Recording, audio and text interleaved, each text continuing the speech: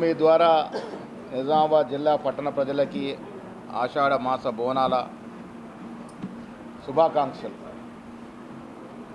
మేము కూడా నిన్న సాయంత్రం ఆర్యకట్క సంఘం ఆధ్వర్యంలో ఇవాళ టీఎన్జిఓస్ ఆధ్వర్యంలో బోనాలోత్సవంలో పాల్గొని అమ్మవారిని అన్ని రకాలుగా ఆశీర్వదించాలని కోరడం జరిగింది.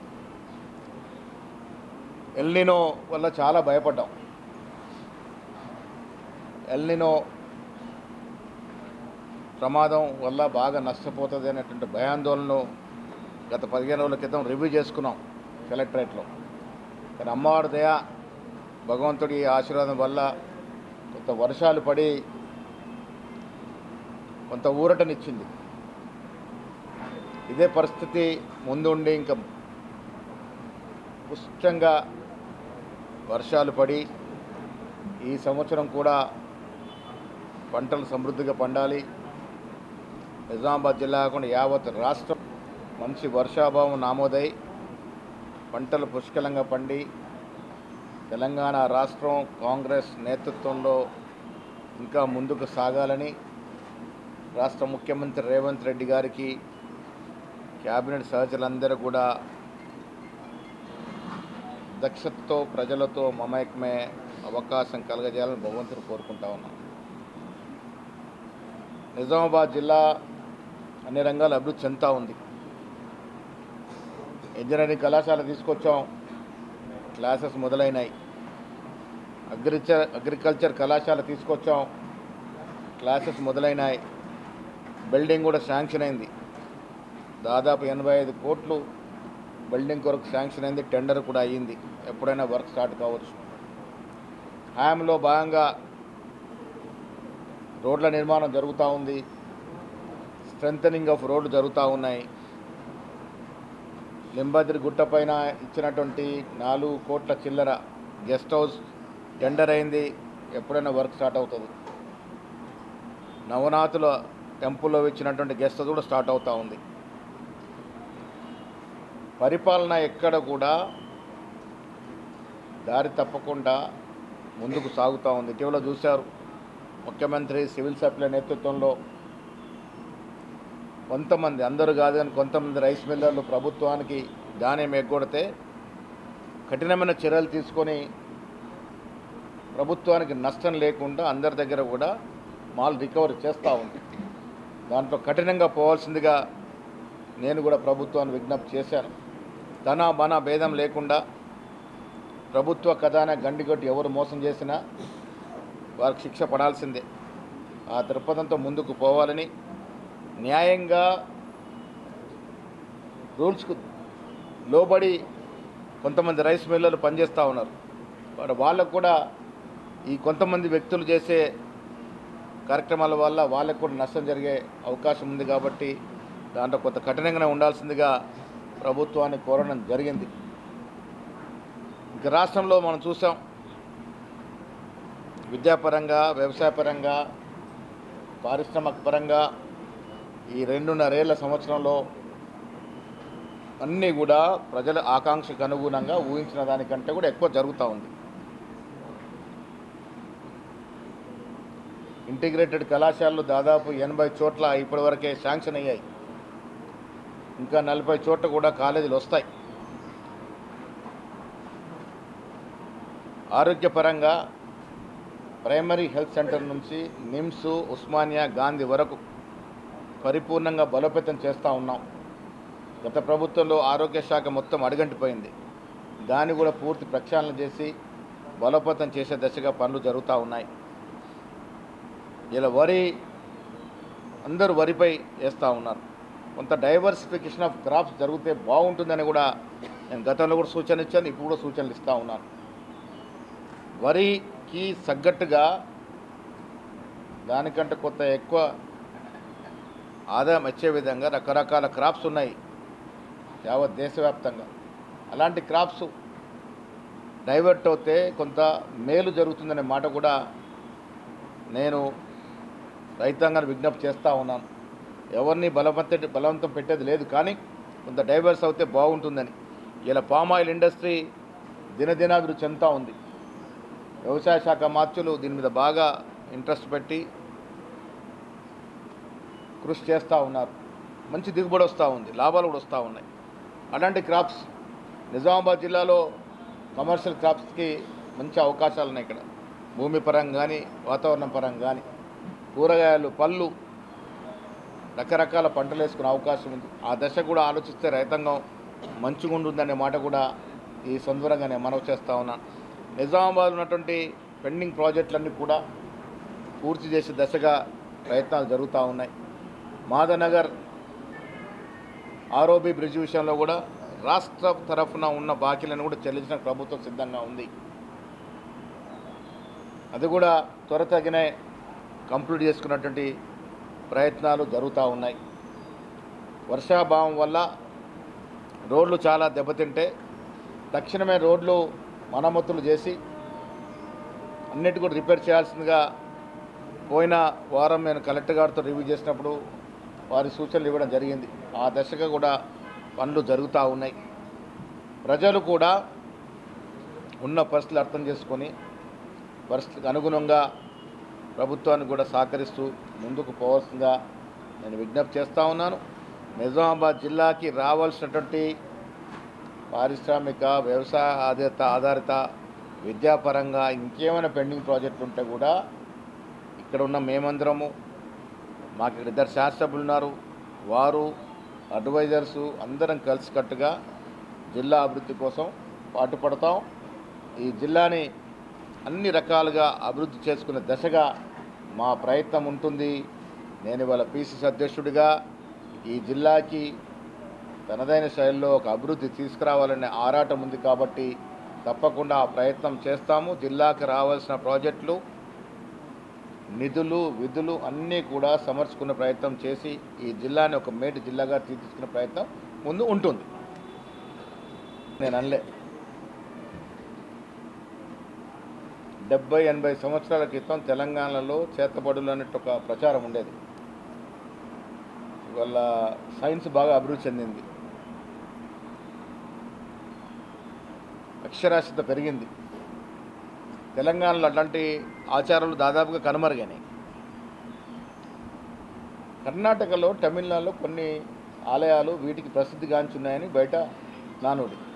అలాంటి గుళ్ళలో హరీష్ రావు గారు పూజలు చేశారనేది మాకున్నటువంటి సమాచారం. నేను ఎందుకు హరీష్ రావు గారు సీనియర్ మోస్ట్ నాయకుడు, ఏ పార్టీ వాడైనా ఇన్నిసార్లు ఎమ్మెల్యే గెలిచినాడు, మంత్రిగా చేసినాడు, ఒక అనుభవం కలిగినట్టు సీనియర్ నాయకుడుగానే మేము ఆయనకి పరిగణిస్తాం, పార్టీ ఏదైనా. అదే రకంగా పరస్పరంగా మాట్లాడుకుంటాం కూడా. కానీ వారు ఇలా ఎల్నినో తుఫాన్ వచ్చే సమయంలో కానీ ఆర్థికంగా ఇన్ని ఇబ్బందులు ఉన్నటువంటి ఈ పరిస్థితిలో రాష్ట్ర ముఖ్యమంత్రి గారు అన్ని ఇబ్బందులు పడుతూ కూడా రాష్ట్రాన్ని ముందు తీసుకెళ్లే తరుణంలో అలాంటి ఆలయాలకు వెళ్ళి ఎలాంటి పూజలు చేశారు, ఎందుకు అలాంటి ఆలయాలకు పోయారు, అక్కడ జరిగినటువంటి పూజలు ఏమిటి, ఏ రకమైన పూజలు చేశారు, ఇవన్నీ కూడా వారే వివరించాల్సిందిగా కోరాం. వారు వివరణ ఇవ్వకుండా మా కాంగ్రెస్ నాయకులు నోటీస్ ఇచ్చారు. దాని మీద నేను మాట్లాడితే నాకు కూడా నోటీస్ ఇచ్చినారు. నోటీస్ ఇచ్చి పరిశీలించి దాని మీద వివరణ ఇస్తాం. నేనేమంటానంటే, ఎప్పుడో పాతకాలం నాటి మూఢనమ్మకాలు ఇంకా నమ్ముతూ కొంత ఈ తమిళనాడు, కర్ణాటక రాష్ట్రంలో అలాంటి పూజలకు ప్రసిద్ధిగాంచిన ఆలయాలు ఉన్నాయని, ఆ ఆలయాలకు మీరు పోయారని దాని విషయంలో మాట్లాడాము. సమకాలీనటువంటి ఈ పరిస్థితిలో సైన్స్ అండ్ టెక్నాలజీ బాగా పెరిగిన పరిస్థితుల్లో ఇంకా వాటి మీద నమ్మకం ఉండి అలాంటి పూజలు చేయడం మంచిది కాదనేదే మా యొక్క అభిప్రాయం. దాంట్లో వారు వివరణ ఇచ్చి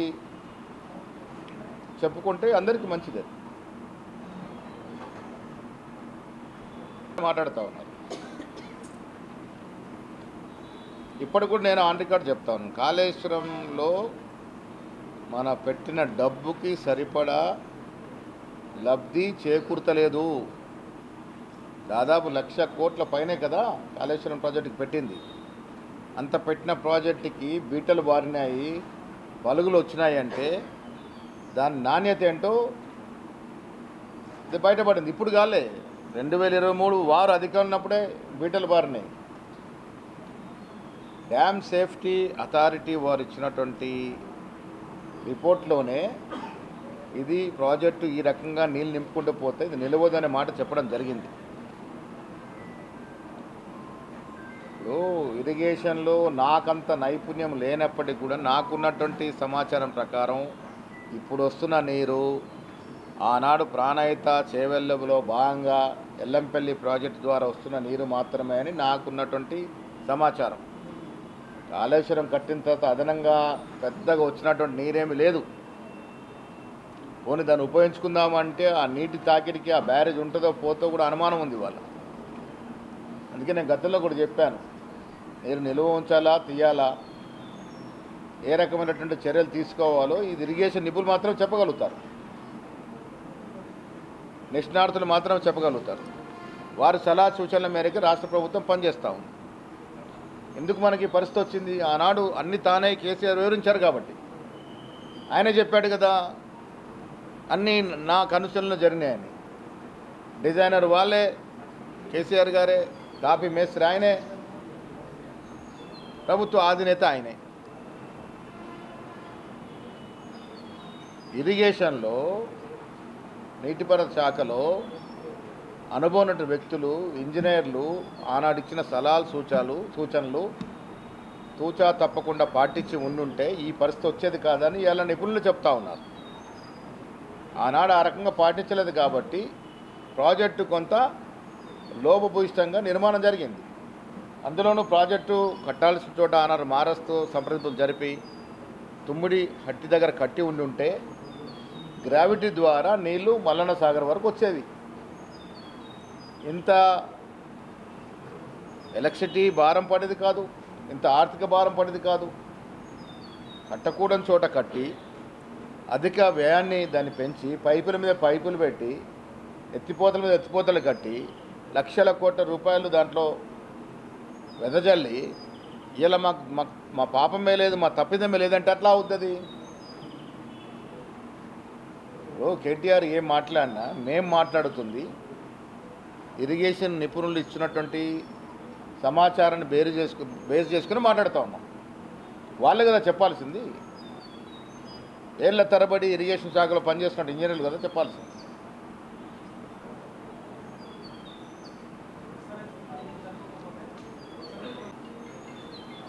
ప్రతిదీ కూడా ఇరిగేషన్ నిపుణులు వారిచ్చే సలహాలు సూచనల మేరకే మా మంత్రిత్వ శాఖ పనిచేస్తాం. లెక్కలు గణాంకాలు ఎటు నుంచి ఎటు తీసుకొస్తే సరిగా ఉంటుందో వారు చెప్పాలి. వారి సూచనల సలహాల మేరకే మా ఇరిగేషన్ మంత్రి ఉత్తమ్ కుమార్ రెడ్డి గారు పనిచేస్తూ ఉన్నారు. ఇవాళ కేటీఆర్ చెప్తానో మహేష్ గౌడ్ చెప్తానో కాదు, అది మేము నిష్ణార్థులం కాదు. ఇరిగేషన్ శాఖలో నిష్ణార్థులు చెప్పిన దాని ప్రకారం పోవాల్సి వస్తుంది. ఇలా డ్యామ్ సేఫ్టీ అథారిటీ వాళ్ళు ఇచ్చిన దాని ప్రకారమే కదా మేము చర్యలు తీసుకుంది. డ్యామ్ సేఫ్టీ అథారిటీ ఎవరి కంట్రోల్లో ఉంది? కేంద్ర ప్రభుత్వ ఆధీనంలో కదా పనిచేసేది. దాంట్లో తప్పిదాలు జరిగినాయి కాబట్టి దాని మీద ఎంక్వైరీ కమిషన్ నడిచింది. రిపోర్ట్ వచ్చిన తర్వాత అసెంబ్లీలో చర్చ పెట్టి దాన్ని సిబిఐకి అప్పచెప్పాము. సిబిఐ ఇంతవరకు దాని మీద చర్యలు తీసుకోవట్లేదు. మేము ఆ రోజు అరెస్ట్ చేస్తుంటే ఇది కక్ష సాధింపు చర్యనో లేక పగ తీర్చుకోవడానికి చేస్తున్నా అనేవారు. అందుకే మేము సిబిఐకి అప్పచెప్పాము. ఇంతవరకు చర్యలు లేవు. కిషన్ రెడ్డి గారు పదే చెప్పారు, ఇంతవరకు వారి మీద మాట్లాడరు వారు. ప్రజలు మన నుంచి ఆశించేది ఏంటి? గతంలో జరిగినటువంటి తప్పిదాలకి కొంత పర్యాసం ఉండాలని ఆ దశగా మా ప్రభుత్వం పనిచేస్తూ ఉంది. బట్ ఇప్పుడు నిజంగా అది ఫీజిబిలిటీ ఉంటే డెఫినెట్గా వాడుకుంటారు, ఏముంది. ఇప్పుడు కాంగ్రెస్ ప్రభుత్వానికి ఒక పద్ధతి ఉంటుంది. ముఖ్యమంత్రి గారైనా మా ఇరిగేషన్ మంత్రి అయినా వారి ఇష్టానుసారం చేయరు. ఇరిగేషన్ శాఖలో నీటిపారుదల శాఖలో ఉన్నట్టు నిష్ణాతులు చెప్పేదాని ప్రకారం పనిచేస్తారు. వారు చెప్తారు ఎప్పుడు ఎంత నీటి మట్టం ఎంత మేరకు ఉంచాలి, నిల్వ ఎంత మేరకు తీయాలి, ఎంత మేరకు తాగునీటి అవసరాలకు ఉంచాలి. తాగునీటి అవసరం కదా ప్రయారిటీ, ఆ తర్వాత సాగునీటి ప్రయారిటీ. ఆ లెక్కల ప్రకారమే జరుగుతుంది ఏదైనా. ఈ రైస్ మిల్లర్స్ అది షెడ్యూల్ కావచ్చు, ఇంకా ఫలానా కావచ్చు. 10 ఏళ్ల కాలంలో యథేచ్ఛగా రైస్ స్మగ్లింగ్ జరిగింది. నేను గతంలో కూడా చెప్పాను. దొడ్డు బియ్యం పేరిట విపరీతమైనటువంటి స్కామ్ జరిగింది. మేము ఇలా సన్న బియ్యం కార్యక్రమం తీసుకురావడానికి ప్రధాన కారణం కూడా అదే. దొడ్డు బియ్యం పేరిట పేద ప్రజల పేరిట వచ్చే దొడ్డు బియ్యాన్ని రీసైక్లింగ్ చేసుకొని ఇతర రాష్ట్రాలకు పంపుకొని డబ్బులు చేసుకునే సందర్భం. ఆనాడు చాలామంది అందరి గురించి మాట్లాడినా కానీ చాలామంది రైస్ మిల్లులు దీంట్లో ఈ ఈ ఈ స్కామ్లో నిమగ్నం ఉన్నారు. కరీంనగర్ సెంటర్గా, హుజూర్నగర్ సెంటర్గా, నిజామాబాద్ సెంటర్గా జరిగింది. అందుకే మేము సన్న బియ్యం కార్యక్రమం తీసుకొచ్చి ఆ బియ్యం వృధా కాకుండా సన్న బియ్యాన్ని నేరుగా ప్రజలకు ఇస్తూ ఉన్నాం. ఇవాళ ఎవరైతే దాన్ని నిల్వలు పెట్టుకొని ప్రభుత్వానికి ఎగ్గొట్టారో ముఖ్యమంత్రి గారు దీనిని స్వయంగా రివ్యూ చేసి చర్యలకు పూనుకున్నారు. ఇవాళ వసూలవుతూ ఉన్నాయి కదా, ప్రజల సొత్తు తిరిగి వెనక్కి వస్తుంది కదా. ఈయన వాడి మీద క్రిమినల్ కేసులు అవుతూ ఉన్నాయి.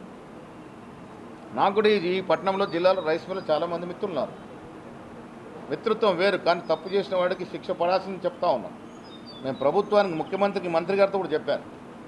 తప్పు చేసిన వాడు ఎవరు కూడా ఎక్స్క్యూజ్ కావడం లేదని. ఎంత పెద్దవాడైనా శిక్ష పడాల్సింది. ఇది ప్రజల సొత్తు. ప్రజల సొత్తుని ఎవరు దూరం చేసినా వారికి శిక్ష పడాల్సింది. ఆ దశకు ప్రయత్నం ఉంటుంది. ఎవరిని కూడా ఎక్స్క్యూజ్ చేసే పరిస్థితి ఉండదు. పదవులు ఈ నెలలో ఇవ్వాలనుకున్నప్పటికీ కొంత ఎస్ఐఆర్ మీద మా ప్రత్యేక దృష్టి ఉంది. మీరు చూశారు, బెంగాల్లో, బీహార్లో ఓటు చోరీ యథేచ్ఛగా జరిగి బీహార్లో ఏ రకంగా ప్రభుత్వం వచ్చింది. అదే మొన్న జరిగిన ఉప ఎన్నికల్లో బంకింపూర్లో ప్రజలు ఏ రకమైన తీర్పు ఇచ్చారు. అది బీజేపీకి చెంపపెట్టా కాదా? సాక్షాత్తు బీజేపీ అఖిల భారత అధ్యక్షుడు ఖాళీ చేసిన సీట్లో ప్రశాంత్ కిషోర్ని ప్రజలు గెలిపించినారంటే మోడీ మీద భ్రమలు తొలగినట్టా కాదా? అదొక సాధారణ ఎన్నిక, అదొక ప్రత్యేకమైన పరిస్థితుల్లో ప్రత్యేకంగా జరిగిన ఎన్నిక. స్వయంగా బీజేపీ జాతీయ అధ్యక్షుడు నబీన్ గారు ఖాళీ చేసిన సీటు ఓడిపోయారంటే ఇంకా మోడీకి నూకలు చెల్లినట్టా కాదా? ప్రజల తీర్పు ఎప్పుడు ఎవరికి ఏ రకమైన తీర్పు వాళ్ళు ఇస్తారు. ఇవాళ మోడీ రేపు జరగబోయే ఎన్నికల్లో ఓటమి ఖాయమని చెప్పడానికి బంకింపూర్లో వచ్చినటువంటి రిజల్టు నాంది. డెఫినెట్గా వచ్చే రోజుల్లో మోడీ గారి పతనం తప్పదు, దాంట్లో అనుమానం లేదు. నిజామాబాద్, అర్బన్, నిర్మల్ ఈ ప్రాంతంలో ఎక్కువ అనామలీస్ ఉన్నాయి. అనామలీస్ అంటే డౌట్ఫుల్ ఓట్స్. ఇప్పుడు వారు ఎనామలీస్లో వచ్చిన వాళ్ళంతా కూడా సర్టిఫికెట్, తగు ఆధారిత సర్టిఫికెట్ ఇచ్చి ప్రూవ్ చేసుకొని పరిస్థితుంది. అందుకే మా బిఎల్ఏలు దాని మీద ప్రత్యేక శ్రద్ధ వహించి ఫలానా వారు ఓటు అనామలిస్తుందంటే నిజంగా కూడా అనుమానం ఉంటే వేరు, కానీ ఊరికే అనుమానంగా చూయించి ఆ ఓటును రద్దు చేసే పరిస్థితి జరుగుతుంది. కాబట్టి వారికి సలహాలు, సూచనలు ఇచ్చి సరైన ఆధార పత్రాలు చూపించి ఆ ఓటును రక్షించుకునే ప్రయత్నం మా బిఎల్ఏలు చేస్తూ ఉన్నారు. ఈ 3 తారీఖున నిన్న నుంచి జరిగే కార్యక్రమం అంతా కూడా తీవ్రంగా జరుగుతూ ఉంది. ఈ కార్యక్రమం ఉంది కాబట్టి నామినేట్ పదవులు కొంచెం బ్రేక్ పడ్డాయి. కూడా ఆలోచిస్తాం. సొసైటీలకి కూడా ఇప్పుడు నామినేషన్ పద్ధతిలో మేము నియామకాలు చేస్తూ ఉన్నాం. దీంట్లో మొన్న ఢిల్లీలో జరిగినటువంటి కోఆర్డినేషన్ కమిటీలో కేసీ వేణుగోపాల్ గారి సమక్షంలో ముఖ్యమంత్రి గారు, నేను, మీనాక్షి గారు మధ్యన జరిగినటువంటి మీటింగ్లో నిర్ణయమైనది, రేవంత్ రెడ్డి గారు పిసిసి అధ్యక్షుడిగా 2021 నియామకయ్యారు. అంతకు ముందు నుంచి ఆ తర్వాత నియమితులై పార్టీ కోసం కష్టకాలంలో మండల అధ్యక్షులు ఉన్నవారు, బ్లాక్ కాంగ్రెస్ అధ్యక్షులు ఉన్నవారు, మొన్న పార్టీ అధికారం రావడానికి శక్తి వంచన లేకుండా వారు కృషించిన వారికి మొదటి ప్రాధాన్యత ఉంటుంది. ఫలానా మండలంలో ఫలానా మండల అధ్యక్షుడికి సభ్యత్వం, ప్రాథమిక సహకార సంఘ సభ్యత్వం ఉంటే ఇటీవల వారిని తొలగించినారు కాబట్టి వారినే సహకార సంఘ అధ్యక్షుడిగా నియమిస్తాం. ఇది మౌలికంగా తీసుకున్నటువంటి నిర్ణయం. ముఖ్యమంత్రి గారు, మీనాక్షి గారు, నేను, కేసీ వేణుగోపాల్ సంక్షేమం తీసుకున్న నిర్ణయం. ఆ రకంగానే మంత్రులకి మేము సూచనలు ఇచ్చినాము. ఇన్ఛార్జ్ మంత్రులు ఆయా జిల్లాల్లో నాయకుల నుండి మొదటగా మండల అధ్యక్షుడిగా తొలగింపు మొన్నటి వరకు పనిచేసిన వ్యక్తి జాబితాలు సేకరిస్తారు. బ్లాక్ కాంగ్రెస్ అధ్యక్షులు జాబితా సేకరిస్తారు. వారితో పాటు ఏళ్ల తరబడి పార్టీ కోసం పనిచేసిన వారి యొక్క జాబితా సేకరిస్తారు. ఈ ప్రధానంగా 60 నుంచి 70% సొసైటీలు ఈ 3 కేటగిరీలకే ఇస్తాము. వీరితో పాటు యూత్ కాంగ్రెస్, మహిళా కాంగ్రెస్, ఎన్ఎస్ఎస్ సేవాదల్లో పనిచేసి పార్టీ అధికారం రావడానికి కష్టపడిన వ్యక్తికి మొదటి ప్రాధాన్యత ఉంటుంది. దీంట్లో ఎమ్మెల్యేల సూచనలు, ఎంపీల సూచనలు, ఎమ్మెల్సీల సూచనలు, పోటీ చేసిన సూచనలు, సలహాలు తీసుకుంటాం. కానీ అంతిమ నిర్ణయం ఇన్ఛార్జ్ మినిస్టరు, డీసీసీ అధ్యక్షుడు వారిని సంప్రదించి పార్టీ కోసం పనిచేసిన వారిని మొదటి ప్రాధాన్యత తీసుకొని వారికి నియామకం చేయడం జరుగుతుంది. ఇది మా కార్యకర్తల కోసుకున్నట్టు తీసుకున్నట్టు నిర్ణయం. కష్టపడ్డ వారికి ఫలితం ఉండాలి, వారి గుర్తింపు ఉండాలని తీసుకున్న ఉద్దేశంతో తీసుకున్న నిర్ణయం భాగంగా మండల అధ్యక్షుడికి, బ్లాక్ కాంగ్రెస్ అధ్యక్షుడికి మొదటి ప్రాధాన్యత సొసైటీ నియామకాల్లో, దీంతోపాటు వచ్చే టెంపుల్స్, మార్కెట్ కమిటీస్ నియామకాలు కూడా వారికి అదే ప్రాధాన్యత ఉంటుంది. తెలంగాణనే కాదు, తెలంగాణ పక్కన కర్ణాటక, మహారాష్ట్ర రాష్ట్రం తిరిగి వచ్చినా ఆయన ఎన్నికల్లో గెలిచేది లేదు. టీఆర్ఎస్ మళ్ళీ అధికారంలోకి వస్తుంది అనేది భ్రమ. వాళ్ళేదో అక్కడక్కడ వాళ్ళ సోషల్ మీడియాలో కొంత హైప్ చూసి ఉత్సాహపడి జబ్బలు చేసుకుని అధికారంలోకి వచ్చామనుకుంటున్నారు. ఈ రాష్ట్రంలో వచ్చే ఎన్నికల్లో రేవంత్ రెడ్డి గారు, నేను, మాతో పాటు మా కేబినెట్ మంత్రులు, ఎమ్మెల్యేలు, మా డీసీ అధ్యక్షులు, కాంగ్రెస్ కార్యకర్తల ఆధ్వర్యంలో జరిగే ఎన్నికల్లో కాంగ్రెస్ పార్టీ 80% సీట్లు గెలుచుకుంటుంది. దానికి కారణం మేమిస్తున్న సంక్షేమం, మేమిస్తున్న అభివృద్ధి. దానికి కారణం ఇలా గ్రామ స్థాయిలో ప్రజల్లో ఉన్నటువంటి ఆనందం, సంతృప్తి. దీనివల్ల రెండో మారు మళ్ళీ మేము అధికారంలోకి వస్తాం. ఇంకెవరిని అధికారంలోకి వస్తామని భ్రమలు పడి ఏదో పూజల మీద, అవిడి మీద ఆధారపడితే ఇక ప్రజలే వారికి సరైన రీతిలో జవాబు చెప్తారు.